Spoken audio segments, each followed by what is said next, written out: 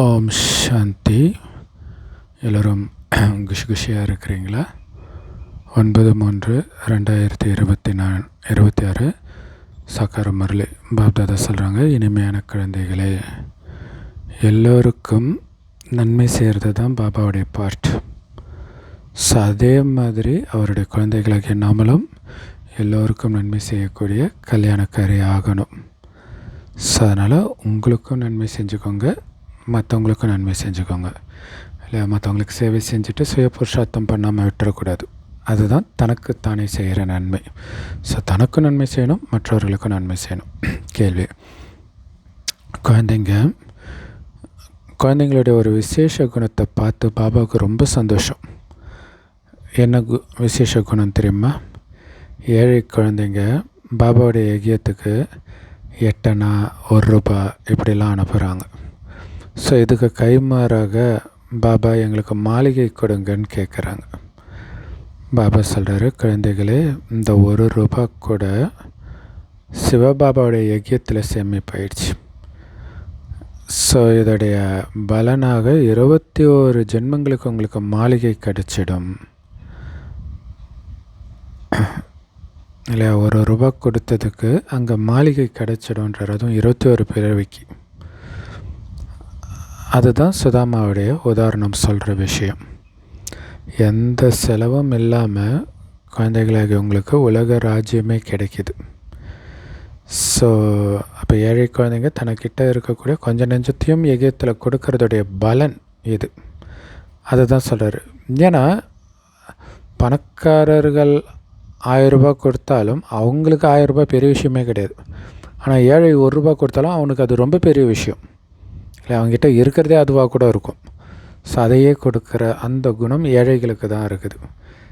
So அதனால தான் அவங்க அவ்வளோ பெரிய எதிர்காலத்தை உருவாக்கிக்கிறாங்க.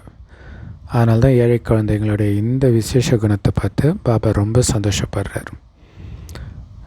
பாடல்: உன்னை அடைந்ததால் நாங்கள் உலகை அடைந்தோம். ஓம் சாந்தி.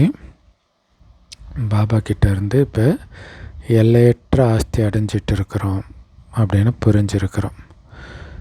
பாபா, உங்களுடைய ஸ்ரீமத் படி நடந்து நாங்கள் உங்ககிட்ட இருந்து மறுபடியும் எல்லையற்ற ஆஸ்தி அடையிறோம் அப்படின்னு சொல்கிறீங்க. ஸோ இது ஒன்றும் புது விஷயமும் கிடையாது. கல்பமாக அடையிறோம் அப்படிங்கிற ஞானம் நமக்கு கிடைச்சிருக்குது. இல்லை, சுகதாமத்திற்கான ஆஸ்தி அடையிறோம் கல்பமாக. ஒவ்வொரு கல்பத்திலும் 84 பிறவி எடுக்க வேண்டியிருக்குது.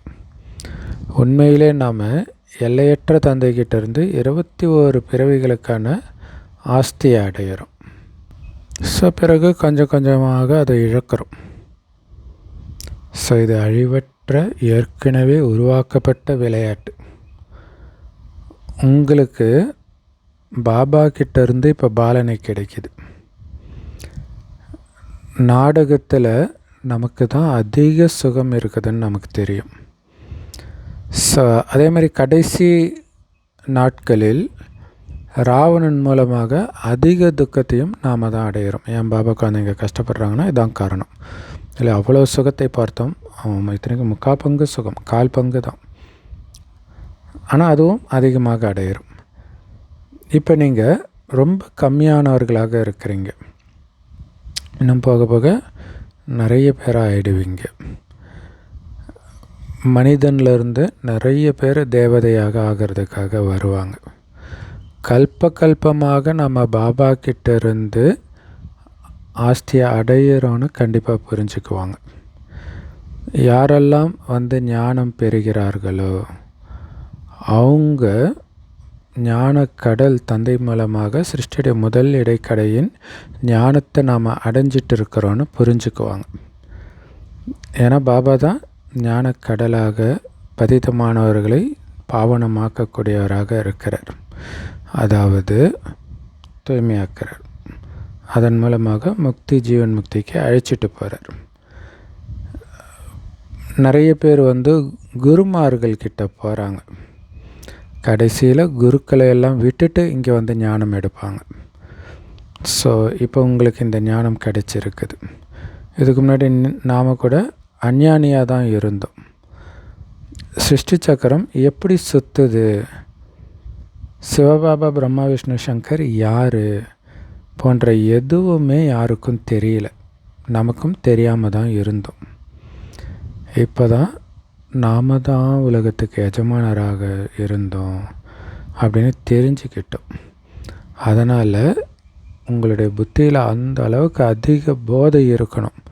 இந்த உலகத்துக்கே அதிபதியாக நான் தான் இருந்தேன், இப்போ ஆகிட்டு இருக்கிற மறுபடியுன்ற அந்த போதை இருக்கணும். அதனால் அப்படி ஆக்கக்கூடிய தந்தையும் அவர் கொடுத்த ஞானமாகிய இந்த சிருஷ்டி சக்கரத்தையும் நினைவு செஞ்சுக்கிட்டே இருக்கணுன்றார். இந்த நினைவின் போதை வரலைனாலே மற்ற போதை வந்துடும். கலியுகத்தின் போதை அது உங்களை செயலிழக்க வச்சிடும். மாயக்கிட்ட பிடிச்சி தள்ளி ஆஸ்தியை ஃபுல்லாக எடுத்துடும். அதனால் ரொம்ப எச்சரிக்கையாக இருக்கணும். அதுக்கு தான் பாதுகாப்பு கவசம், பாபா நினைவும் ஸ்வதர்ஷ்ண சக்கரத்தின் நினைவும். பாபா மற்றும் ஆஸ்தி ரெண்டுத்தையும் நினைவு பண்ணிக்கிட்டே இருக்கணும். இதுக்கு முன்னாடி உங்களுக்கு எதுவுமே தெரியாமல் இருந்துச்சு. இப்போ இல்லை, இதுக்கு முன்னாடி உங்களுக்கு அப்பாவை பற்றியும் தெரியாது, அவருடைய படைப்பை பற்றியும் தெரியாது. முழு சிருஷ்டியில் இருக்கிற எந்த மனிதனுக்குமே தந்தையை பற்றியோ படைப்புடைய முதலிடை கடை பற்றியோ தெரியாது. உங்களுக்கு தான் தெரியும்.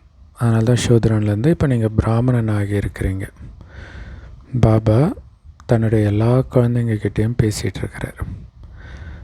எவ்வளவு குழந்தைங்க இருக்கிறாங்க, எவ்வளோ சென்டர்கள் இருக்குது, இன்னும் நிறைய சென்டர் திறப்பீங்க.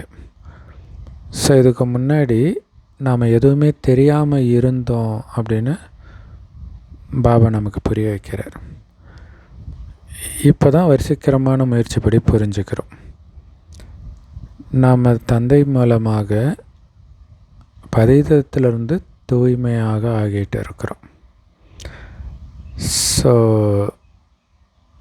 மற்றவர்களோ கடவுளை கூப்பிட்டுட்டு இருக்கிறாங்க, ஆனால் நீங்கள் மறைமுகமாக இருக்கிறீங்க இல்லையா? கடவுள் வந்துட்டார், அவர் மூலமாக பாலனை பெற்று மறைமுகமாக இருக்கிறோம்.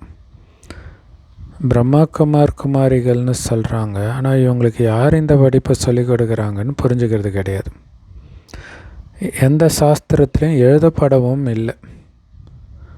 இல்லை, பிரம்மா குமாரிகள்னால் பிரம்மாவுடைய குழந்தை தானே, அது கூட அவங்க புரிஞ்சிக்கல. ஸோ அதே கீதையின் பகவான் மறுபடியும் வந்து குழந்தைங்களுக்கு ராஜயோகத்தை இப்போ கற்றுக் கொடுக்குறார். இது உங்களுடைய புத்தியில் இருக்குது தானே? நீங்கள் கீதையும் படிச்சிருப்பீங்க. ஞான மார்க்கம் முற்றிலும் தனிப்பட்டது இல்லையா? அந்த பக்தி மார்க்கத்தின் கீதை படிச்சிருப்பீங்க. ஆனால் இது வேறு, இது ஞான மார்க்கம். விதுத் மண்டலியில் சாஸ்திரங்களை படித்து பட்டம் பேர் வாங்கலாம். அது எல்லாமே பக்தி மார்க்கத்தின் சாஸ்திரம். இந்த ஞானம் அவங்கக்கிட்ட கிடையாது. தந்தை வந்து தான் படைப்புடைய முதலீடை கடைசியின் ஞானத்தை கொடுக்கிறார். தந்தை தான் நம்முடைய பூட்டை இப்போ திறந்திருக்கிறார். ஸோ இதுக்கு முன்னாடி நாம் எப்படி இருந்தோம், இப்போ எப்படி ஆகியிருக்கிறோன்னு நமக்கு தெரியும். ஸோ புத்தியில் இப்போ முழு சக்கரம் வந்துடுச்சு. ஆரம்பத்தில் எதுவும் புரிஞ்சிக்காமல் தான் இருந்தீங்க. நாளுக்கு நாள் இந்த ஞானம்ன்ற மூணாவது கண் நல்லா திறந்துக்கிட்டே இருக்குது. பகவான் எப்போ வந்தார், அந்த பகவான் யார், எப்போ வந்து கீதை ஞானம் கொடுத்தார் அப்படின்னு யாருக்குமே தெரியாது. குழந்தைகளாகிய நீங்கள் தான் இதை தெரிஞ்சிருக்கிறீங்க. அதுவும் இப்போ தான் உங்கள் புத்தியில் முழு சக்கரத்துடைய ஞானம் இருக்குது. எப்பொழுதுலேருந்து நாம் தோல்வி அடைகிறோம், எப்படி விகார மார்க்கத்தில் வர்றோம், எப்படி இந்த ஏணிப்படியில் இறங்குறோம், இது எல்லாமே இந்த சித்திரத்தில், ஏணிப்படி சித்திரத்தில் அழகாக புரிய வைக்கப்பட்டிருக்கு. 84 பிறவிகளுக்கான ஏணி சக்கரம் இது, ஏணிப்படி. எப்படி இறங்குறோம், பிறகு எப்படி மறுபடியும் ஏறுறோம், நம்மளை ஏற்றுற அந்த பதித்த பாவனன் யார், நம்மளை யார் பதித்தம் அதாவது அழுக்காக்குனது, தூய்மையாக்குறது பாபா, அழுக்காக்குனது யார்? ராவணன். இதையும் இப்போ தான் தெரிஞ்சிருக்கிறீங்க நீங்கள். ஸோ பதித்த பாவனன் அவங்க பாடுறாங்க, ரகுபதி ராகவ ராஜாராம் பதித்த பாவன சீதாராம்னு. சும்மா அர்த்தம் தெரியாமல் பாடுறாங்க. மற்றபடி அவங்களுக்கு ராவணராஜன் எப்போ ஆரம்பமாச்சுன்னே தெரியாது. இப்போ ராவணராஜன் தான் நடந்துட்டு இருக்குன்னு கூட அவங்களுக்கு தெரியாது. எப்போத்துலேருந்து நாம் அழுக்கானோம் அப்படிங்கிறத புரிஞ்சுக்கிறதே கிடையாது. இந்த ஞானம் தான் ஆதி சனாதன தேவி தேவதா தர்மத்தினருக்கானது இல்லையா? நான் தான் இந்த ஞானத்தை கொடுத்து ஆதி சனாதன தேவி தேவதா தர்மத்தை ஸ்தாபனை செய்திருந்தேன் தொடக்கத்திலேயும் அப்படின்னு பாபா சொல்கிறார். இந்த உலகத்துடைய சரித்திர பூகோளத்தை தந்தையை தவிர வேறு யாரும் புரிய வைக்க முடியாது. ஒரு கதை மாதிரி அழகாக புரிய வைக்கிறார். எப்படி நாம் ராஜ்யத்தை அடையிறோம், எப்படி இழக்கிறோம். இந்த உங்களுடைய சரித்திர பூகோளத்தை நீங்கள் படிக்கிறீங்க. இது எல்லையற்ற சரித்திர பூகோளம். நாம் 84 பிறவி சக்கரத்தில் எப்படி வரோம் அப்படின்னு தெரிஞ்சுக்கிறோம். இந்த உலகத்துக்கே எஜமானர்களாக நாம் இருந்தோம் 2500 வருஷத்துக்கு. பிறகு ராவணன் நம்ம ராஜ்யத்தை அபகரிச்சிட்டான். மனிதர்கள் வெறும் கருவி தான், ஆனால் அபகரித்தது உண்மையில் ராவணன். ஸோ இந்த மாதிரி ஞானத்தை தந்தையை தவிர யாரும் கொடுக்க முடியாது. இந்த ஞானம் தெரியாமலே மனிதர்கள் தசரா போன்ற விழாக்களை கொண்டாடுறாங்க. ஸோ உங்களுக்கும் இதுக்கு முன்னாடி ஞானம் இல்லாமல் தான் இருந்தது. இப்போ ஞானம் தெரிஞ்சிட்டதுனால குஷியாக இருக்கிறீங்க. ஏன்னா இந்த ஞானம் தான் உங்களுக்கு மகிழ்ச்சியை கொடுக்கும். இப்போ உங்களுக்கு எல்லையற்ற ஞானம் உங்கள் புத்தியில் இருக்குது. தந்தை உங்களுடைய புத்தின்ற பையை இப்போ நிரப்பிட்டு இருக்கிறார். ஏன்னா அவங்க பக்தியில் கூட எங்கள் பையை நிரப்புங்கன்னு தான் பாடுறாங்க. ஆனால் யார்கிட்ட சொல்கிறாங்க? சாது சன்னியாசிகள் கிட்ட போய் சொல்கிறது கிடையாது. போலாநாத் சிவன் கிட்ட சொல்கிறாங்க. போலாநாத்னா கல்லங்கப்படமற்றவர்னு அர்த்தம். ஸோ அந்த கல்லங்கப்படமற்றவர்கிட்ட தான் யாசிக்கிறாங்க, பிச்சை எடுக்கிறாங்க, நிரப்புங்க, அனைத்தையும் இழந்திருக்கிறோன்ட்டு. ஸோ அப்படி பாபா நம்ம புத்தியை இப்போ நிரப்பிட்டு இருக்கிறாருன்னா உங்களோட மகிழ்ச்சிக்கு இப்போ அளவே கிடையாதுன்ற அவ்வளவு குஷி இருக்கணும். ஏன்னா எவ்வளவு ஞானம் உங்களுக்கு தெரிஞ்சிச்சு. சாதாரண ஞானம் கிடையாது இது. எல்லையற்ற தந்தைக்கிட்ட இருந்து எல்லையற்ற ஆஸ்தியை அடையிற ஞானம் இது. ஸோ அதனால் இந்த ஞானத்தின் மூலமாக உங்களுக்கு நீங்களே நன்மை செஞ்சுக்கணும், மற்றவங்களுக்கும் நன்மை செய்யணும், எல்லாருக்கும் நன்மை செய்யணும். ஸோ இந்த ஞானம் எடுக்கிற வரைக்கும் ஒருத்தருக்கு ஒருத்தர் தீமை தான் செஞ்சுட்டு வந்தீங்க, அதாவது அசுர வழியில் இருந்தீங்க. இப்போ தான் நமக்கு ஸ்ரீமத் கிடைச்சிருக்குது. ஸோ அதன்படி நடந்து நமக்கும் நன்மை செஞ்சுக்கணும், மற்றவர்களுக்கும் நன்மை செஞ்சுக்கணும். இந்த எல்லையற்ற படிப்பை எல்லோரும் படிக்கணும். ஸோ நிறைய சென்டர்ஸ், கிளைகள் திறக்கப்படணும் அப்படின்னு உங்களுடைய மனசு விரும்புது.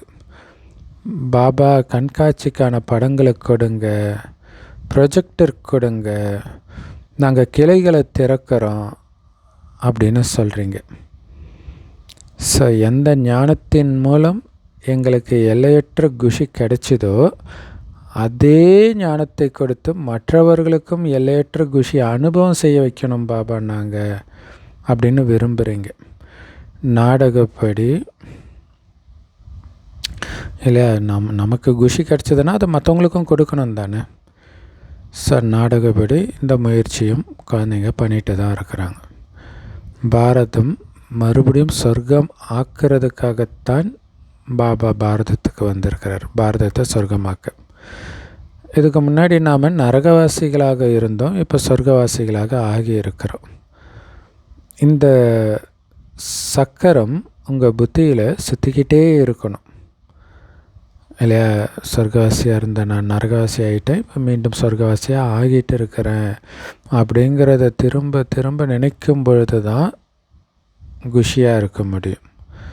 ஸோ மற்றவங்களுக்கும் நாம் இதை புரிய வைக்கணுங்கிற போதை இருக்கணும்.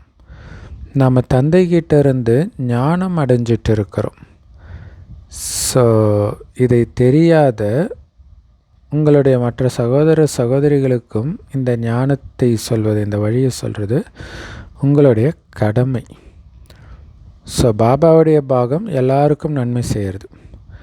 அதே மாதிரி நம்முடைய பாகம் கூட எல்லோருக்கும் நன்மை செய்கிறதா தான் இருக்கணும்.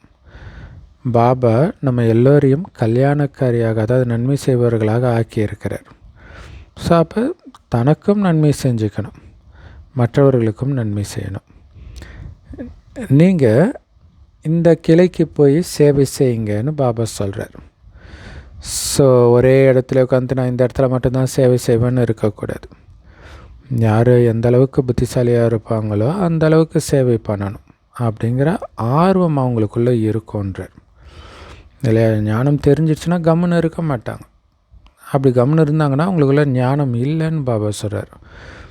ஸோ இந்த இடத்துல போய் நான் புது சென்டரை திறக்கணும் அப்படின்லாம் அவங்களுக்கு எண்ணம் போடும். ஸோ யார் யார் பாபாவுடைய சேவை செய்யக்கூடிய சேவாதாரியாக இருக்கிறாங்க, யார் யார் பாபாவுடைய கட்டளைப்படி நடக்கிறாங்க, நேர்மையானவர்களாக இருக்கிறாங்க அப்படிங்கிறதெல்லாம் பாபாவுக்கு தெரியும். அஞ்ஞான காலத்தில் கூட ஒழுக்கமற்ற குழந்தையாக இருந்தால் அந்த குழந்தை மேலே அப்பாவுக்கு கோபந்தானே வரும். நான் ரொம்ப சாதாரண முறையில் உங்களுக்கு இதை புரிய வைக்கிறேன். அதனால் இதில் பயப்படுறதுக்கான எந்த விஷயமும் கிடையாது. யார் பாபா சொல்கிறத செய்கிறாங்களோ அவங்க பலனையும் அடைவாங்க. சரி, யார் செய்கிறாங்களோ அவங்க பலனை அடைவாங்க. மற்றபடி இங்கே பாபா ஒன்றும் சாபம் விட போகிறது கிடையாது, உங்கள் மேலே கோபப்படுறது கிடையாது. ஸோ நல்லா சேவை செஞ்சு நாம் ஏன் நமக்கும் மற்றவங்களுக்கும் நன்மை செய்யக்கூடாது அப்படின்னு பாபா கேட்குறார். யார் எந்த அளவுக்கு பலருக்கு நன்மை செய்கிறாங்களோ அந்த அளவுக்கு பாபாவும் குஷி அடைவார். ஸோ மலர் தோட்டத்தில் இந்த மலர் எவ்வளவு நல்லா இருக்குது அப்படின்னு பாபா பார்ப்பார். ஸோ ஏன்னா பாபா மலர் தோட்டத்தின் எஜமானன். ஸோ அதனால் எந்த குழந்தைங்க நல்ல மலராக இருக்கிறாங்க அப்படின்னு பார்க்குறார். ஏன்னா இது மலர் தோட்டம் இல்லையா, சங்கமயுகம்ன்றது மலர் தோட்டம், அதில் பாபா குழந்தைங்க தான் மலர்கள். ஸோ தோட்டத்தை பார்க்குறதுக்காக பாபா நாங்கள் சென்டர்களை போய் பார்க்கலாமான்னு கேட்குறாங்க. எப்படிப்பட்ட மலர்கள் இருக்குது, எப்படி சேவை செஞ்சுட்டு இருக்கிறாங்க அப்படின்னு நீங்கள் அங்கே போய் பார்க்குறதன் மூலம் தெரிஞ்சிக்க முடியும். எப்படி குஷியில் நடனம் ஆடிட்டு இருக்கிறாங்கன்ட்டு. பாபா நான் இவங்களுக்கு புரிய வச்சேன் அப்படின்னு பாபா கிட்ட ஆனந்தமாக சொல்கிறாங்க. இன்றைக்கி என்னுடைய கணவரை அழைச்சிட்டு வந்தோம் பாபா, என்னுடைய சகோதரனை அழைச்சிட்டு வந்தோம் பாபா அப்படின்னு சொல்கிறாங்க. ஸோ பாபா வந்திருக்கிறாரு, அவர் நம்ம வாழ்க்கையை வைரம் மாதிரி ஆக்குறாரு அப்படிங்கிறத நான் அவங்களுக்கு புரிய வச்சேன் அப்படின்னு சொல்கிறாங்க. ஸோ அவங்க அந்த ஞானத்தை கேட்டுட்டு அப்படி அவங்க பாபா நாங்களும் பார்க்கணும் அப்படின்னு விரும்புகிறாங்க. ஸோ அப்போ குழந்தைங்களுக்குள்ள ஆர்வம் வருது, கூப்பிட்டுட்டு வந்துடுறாங்க. ஸோ உலக சரித்திர பூகோளத்தை பற்றி தெரிஞ்சுக்கணும் இல்லையா. பாரதம் முழு உலகத்துக்கும் எஜமானனாக இருந்துச்சு.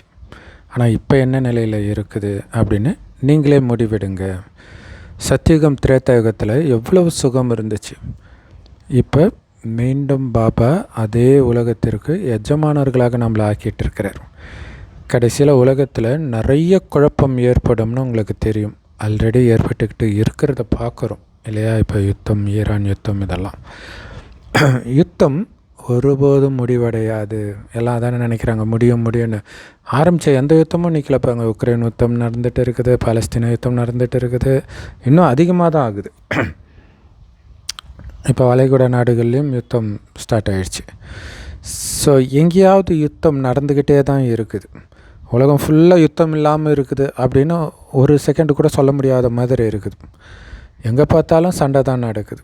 எவ்வளோ குழப்பங்கள், வெளிநாட்டில் என்னென்ன நடந்துகிட்டு இருக்குது. ஸோ இப்போ எல்லாருக்கும் மொபைல் இருக்கனால இது தெரியுது. அப்போல்லாம் நியூஸ் பேப்பர் படித்தா தான் தெரியும், எங்கேயோ நடக்குதுன்னு இருப்போம். இப்போ மொபைல் பார்க்குறதுனால நமக்கு பக்கத்துலேயே நடக்கிற மாதிரியே தான் நமக்கு உணர்வு இருக்குது இல்லையா. ஸோ நம்ம என்ன பண்ணிகிட்டு இருக்கிறோன்னு கூட அவங்க புரிஞ்சிக்க மாட்டுறாங்க. எவ்வளோ புயல்கள் வந்துட்டு இருக்குது, மனிதர்களும் இறந்துக்கிட்டே இருக்கிறாங்க. எவ்வளோ துக்கமான உலகம். ஸ்தூலமான புயலை சொல்கிறார், மாயன் புயலை சொல்லலை. ஸ்தூலமான புயல்லையும் இறக்குறாங்க, பூகம்பத்தில் இறக்குறாங்க. ஸோ மொத்தத்தில் துக்கம்தான், யுத்தத்தினாலையும் இயற்கை சீற்றத்தினாலையும். ஸோ இந்த துக்கமான உலகத்திலேருந்து நாம் போயிட்டோம், வெளியேறிட்டோம் அப்படின்னு நம்ம புரிஞ்சுக்கிறோம். பாபா பொறுமையை நமக்கு கடைப்பிடிக்க சொல்கிறார். பொறுத்துக்கோங்க, சகிச்சுக்கோங்க, இன்னும் கொஞ்சம் நேரம்தான் இல்லை, இது சீச்சி உலகம்தான். நீங்கள் எங்கே போனாலும் சீச்சி தான் இருக்கும் இல்லை. நிறைய இடங்களில் பார்த்திங்கன்னா வீட்டில் அப்பா ஒத்து வரல, அம்மா ஒத்து வரலன்ட்டு வீட்டை விட்டு போய் கடைசியில் மோசமான இடத்துல போய் மாட்டிக்கிறாங்க. நிறையா அது மாதிரி பார்க்குறோம். நிறைய பெண் குழந்தைங்க அது மாதிரி வீட்டை விட்டு வெளியேறி பாலியல் குற்றம் செய்கிறவங்க கையில் சிக்கிக்கிறதெல்லாம் பார்க்குறோம். அல்லது போதை வஸ்து இதுக்கெல்லாம் அடிமையாகிறத பார்க்குறோம். ஸோ அதனால் பொறுத்துக்கோங்க, இன்னும் கொஞ்ச நேரத்தில் நாம் அமைதியான உலகத்தை ராஜ்யம் செய்ய போகிறோம். ஸோ அதில் குஷி அடையணும், அதுதான் உங்களுடைய மைண்டில் இருக்கணும். இன்னும் கொஞ்ச நேரத்தில் நான் அங்கே போகிறேன் அந்த போதை இருக்கணும். ஸோ அதுக்காக தான் நிறைய கிளை நிலையங்கள் திறந்துக்கிட்டே இருக்கிறோம், சென்டர்கள் திறக்கிறோம். நல்ல நல்ல குழந்தைங்க போங்க, யார் பாபாவுடைய இதயத்தில் இடம் பிடிச்சிருக்கிறாங்களோ அவங்க பேரை பாபாவும் எழுதிடுறார், போய் சேவை செய்ய குழந்தைன்ட்டு. ஸோ அதனால் நிறைய பேருக்கு நன்மை ஏற்படுது. பாபா நான் பந்தனம் உள்ளவனாக இருக்கிறேன் பாபா அப்படின்னு நிறைய பேர் பாபாக்கு லெட்டர் எழுதுகிறாங்க. பாபா சொல்கிறார், நல்லது, நீங்கள் ஒரு கிளை திறக்கப்பட்டுருச்சுன்னா நிறைய பேரை ஆஸ்தி அடைவாங்க. ஏன்னா இங்கே இருக்கிற எல்லாமே அழிய போகுதுன்னு நமக்கு தெரியும். அப்போ ஏன் நம்ம பலருக்கு நன்மை செய்கிறதுக்காக அனைத்து செல்வத்தையும் இந்த காரியத்தில் பயன்படுத்தக்கூடாது? நாடகத்தில் அவங்களுக்கும் இந்த மாதிரி பாகம் இருக்குது. ஒவ்வொருத்தரும் அவங்கவுங்களுடைய பாகத்தை நடிச்சிட்டு இருக்கிறாங்க இல்லை. உலகத்தை அழிக்கிற பாகத்தை அவங்க நடிக்கிறாங்க, புது உலகத்தை உருவாக்குற பாகத்தை நாம் நடிக்கிறோம். ஸோ ஏற்ற இறக்கம் வந்துக்கிட்டு இருக்குது. மற்றவர்களையும் பந்தனமற்றவர்களாக ஆக்கிறதுக்கு கொஞ்சமாவது நாம் உதவி செய்யணும் இல்லை. நாம் பந்தனமற்றவர் ஆன மாதிரி மற்றவங்களையும் ஆக்கணும், அவங்களும் ஆஸ்தி அடையணும் இல்லையா. பாபாவுக்கு எவ்வளோ கவலை இருக்குது பாருங்கள். எல்லோரும் காமச்சிதையில் எரிஞ்சிட்டு இருக்கிறாங்க. ஸோ எல்லாமே சுடுகாடாக இருக்குது. அல்லாஹ் சுடுகாட்டிலேருந்து எழுப்பி எல்லோரையும் அழைச்சிட்டு போவார்னு சொல்கிறாங்க. அப்போ பாருங்கள், கல்லறையிலேருந்து எழுப்புவாங்கன்றது அதோடைய அர்த்தமே காமத்தில் எரிஞ்சிட்டு இருக்கிறாங்கன்னு அர்த்தம் இல்லையா. சுடுகாட்டில் பணத்தை எரிக்கிற மாதிரி காமத்தில் எரிஞ்சிட்டு இருக்கிறாங்க. அது காரணம் தேக உணர்வு. ஸோ அந்த தேக உணர்வை அழிச்சிட்டு ஆத்ம உணர்வில் வாங்கன்னு எழுப்புறாரு பாபா. ஸோ அப்போ பாபாவுக்கு எவ்வளோ கவலை இருக்குதுப்பாங்க. எல்லாம் காமச்சிதையில் எரிஞ்சிட்டு இருக்கிறாங்க என் குழந்தைங்க, அவங்கள காப்பாற்றணும் அப்படின்னு பாபாவுக்கு எண்ணம் வருது. ஸோ ராவணன் எப்படி நம்மளை தோற்கடித்தான் அப்படின்னு நாம் இப்போ தெரிஞ்சுக்கிட்டோம். இதுக்கு முன்னாடி நமக்கு எதுவுமே புரியாமல் இருந்துச்சு. அதனால தான் நான் நகை வியாபாரி, லட்சாதிபதி, இவ்வளோ குழந்தைங்க இருக்கிறாங்க அப்படிங்கிற போதை இருந்துச்சு இல்லையா. குழந்தை செல்வம், இந்த செல்வம் இருக்குது, எல்லா செல்வமும் இருக்குதுன்ற போதை இருந்துச்சு. ஆனால் முழுசாக அழுக்காக இருக்கிறோம் அப்படிங்கிறது அப்போ தெரியல, இப்போ தான் புரிஞ்சுக்கிறோம் இல்லை. பிரம்ம பாபா அவர் நகை வியாபாரியாக இருந்தார், லட்சாதிபதியாக இருந்தது, அந்த நிறைய குழந்தைங்க கூட பாபாவுக்கு இருந்துச்சு. ஸோ அந்த போதை இருந்ததை பாபா சொல்கிறார். ஆனால் முழுசாக அழுக்காக இருக்கிறோன்னு அப்போ தெரியல, இப்போ தெரிஞ்சுக்கிட்டோம். ஸோ பழைய உலகத்தில் எவ்வளோதான் லட்சாதிபதியாக கோடீஸ்வரனாக ஒருத்தர் இருந்தாலும் இது எல்லாமே சோழி மாதிரி எந்த மதிப்பும் இல்லாதது. நாளைக்கு அழிவு போகுதுன்னா அதுக்கு என்ன மரியாதை இருக்குது? பாபா சொல்லுவார் அடிக்கடி, திடீர்னு உயரத்தில் ஏற்றுவாங்க, டமால்னு அவங்கள பிடிச்சி கீழே தள்ளுவாங்க. இன்றைக்கி நிறைய அரசியல் அந்த மாதிரி ஆகிறத நம்ம பார்க்குறோம் இல்லையா. ஸோ அதனால் இந்த செல்வம் இதெல்லாம் ஆல்ரெடி இல்லைன்னே நினச்சிக்கோங்கன்றார். இல்லாமல் போயிடுச்சு, அழிஞ்சிருச்சுன்னே நினச்சிக்கோங்கன்றார். இல்லாட்டினா அது போயிடுமோன்ற ஒரு பயம் வேறு இருக்கும். ஆல்ரெடி அழிஞ்சிச்சுன்னே நினச்சிக்கோங்கன்றார்.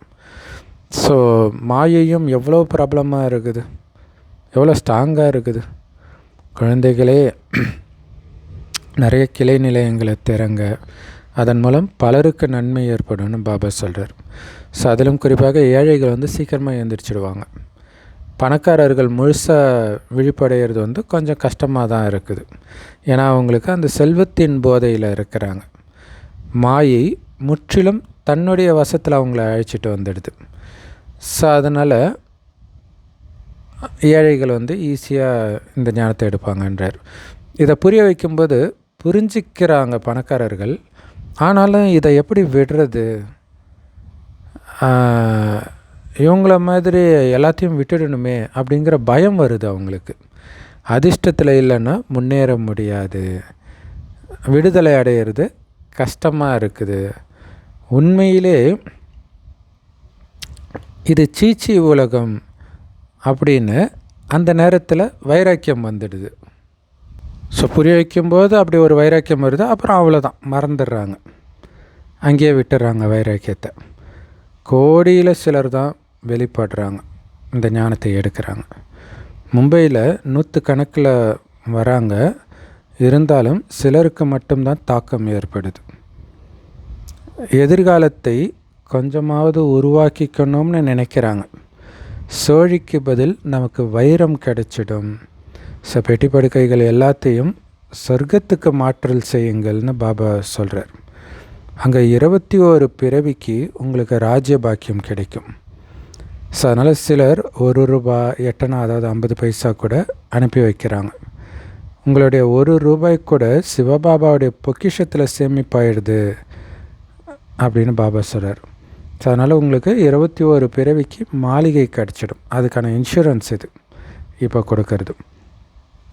சுதாமாவுக்கான உதாரணம் இருக்குது இல்லையா? இப்படிப்பட்டவர்களை பார்த்து பாபா ரொம்ப மகிழ்ச்சி அடைகிறார். எந்த செலவும் இல்லாமல் குழந்தைகளாகி உங்களுக்கு உலக ராஜ்யமே கிடைக்கிது. சண்டை போட்டோன்னு அடைய போகிறது கிடையாது. நீங்கள் ஒன்றும் சண்டை போட தேவையில்லை. ஆனால் மனிதர்கள் பாருங்கள், சின்ன நிலத்துக்காக எவ்வளோ சண்டை போட்டு வெட்டு குத்துன்னு இருக்கிறாங்க. இல்லை, உலக நாட்டு யுத்தங்களே அதுக்காக தான் நடக்குது. ஆனால் நாம் உலக ராஜ்யத்தை அடையிறதுக்கு நாம் பண்ண வேண்டியதெல்லாம் ஜஸ்ட் மன்மனாபவ மந்திரம் தான். பாபாவை நினச்சிக்கிட்டே இருக்கணும், அவ்வளோதான். இங்கேயே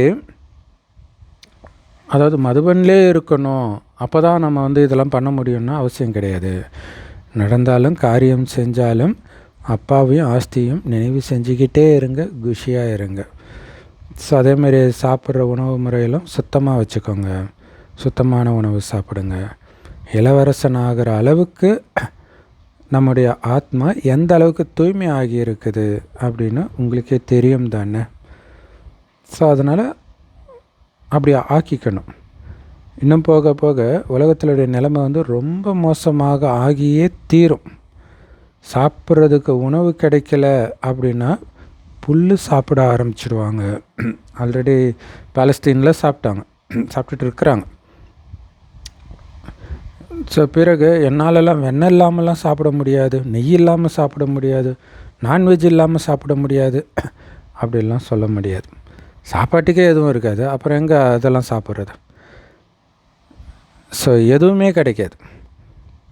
ஆனால் இப்போவே எவ்வளோ இடத்துல மனிதர்கள் புல் சாப்பிட்டு வாழ்க்கை நடத்திட்டு இருக்கிறாங்கன்றார், அப்போவே சொல்கிறார். ஸோ அப்போ நிறைய பஞ்சம்லாம் வந்தது இல்லையா? ஆனால் நீங்கள் ரொம்ப குஷியோட பாபா வீட்டில் உட்காந்துட்டு இருக்கிறீங்க. ஸோ வீட்டில் தந்தை தான் குழந்தைங்களுக்கு ஊட்டி விடுவார் இல்லையா? உலகம் முற்றிலும் கெட்டு போயிடுச்சு. ஆனால் இங்கே நீங்கள் ரொம்பவே சுகமாக உட்காந்துட்டு இருக்கிறீங்க. அப்பா மற்றும் ஆஸ்தியை மட்டும் நினைவு செஞ்சுக்கிட்டே இருங்க. உங்களுக்கும் மற்றவர்களுக்கும் நன்மை செஞ்சுக்கணும். இன்னும் போக போக தானாகவே வருவாங்க, அதிர்ஷ்டத்தை உருவாக்கிக்கணும் இல்லையா? எல்லையற்ற ராஜ்யம் ஸ்தாபனை ஆகியே தீரணும். ஒவ்வொருத்தரும் முந்தைய கல்பத்தை மாதிரியே இப்போயும் முயற்சி பண்ணுறீங்க. குழந்தைங்க ரொம்ப குஷியாக இருக்கணும். பாப்தாதாவுடைய சித்திரத்தை பார்த்த உடனே குஷியில் மெய் சிலிர்த்துடணும், எனக்காகவே பாபா வந்திருக்கிறாருன்ட்டு. ஸோ அந்த குஷி நிலைச்சி இருக்கணும். அதுதான் முக்கியமான விஷயம். ஃபோட்டோ பார்க்கும்போது வரணும், எட்ட போனோன்னே மறந்துடக்கூடாது. அது நிலையாக இருக்கணும். நல்லது.